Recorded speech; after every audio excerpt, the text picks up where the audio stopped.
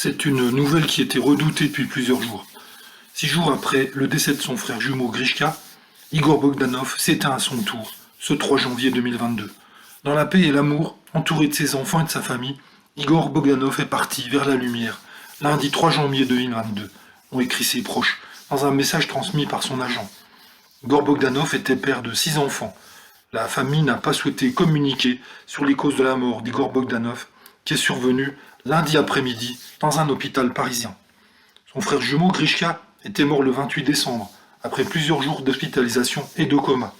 Là aussi, la famille n'avait pas souhaité communiquer sur les causes de sa mort, mais des proches avaient assuré qu'il n'était pas vacciné et qu'il était mort du Covid.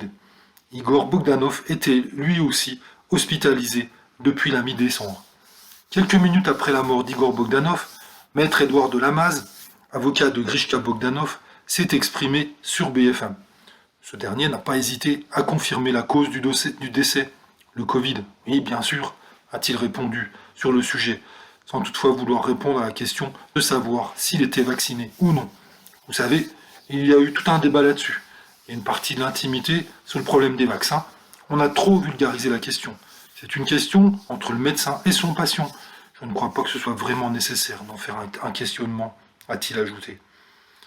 Les journalistes ont ensuite voulu savoir quelles étaient les dispositions qui allaient être prises pour les funérailles. D'abord, c'est la famille qui va décider. Vous pensez bien qu'ils vont certainement être enterrés ensemble. La vie ne les séparait pas, la mort ne va pas les séparer, a réagi maître Édouard Lamaze.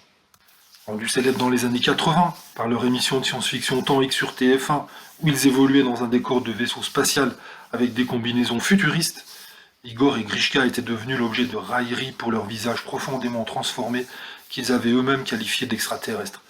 Leurs ouvrages scientifiques avaient aussi suscité leur lot de controverses et leur avaient valu les foudres d'une partie de la communauté scientifique, critiquant la faible valeur de leurs travaux. Les frères travaillaient sur une nouvelle version de Temps X et avaient tourné des pilotes pour C8. Malheureusement, tout ça ne se fera pas.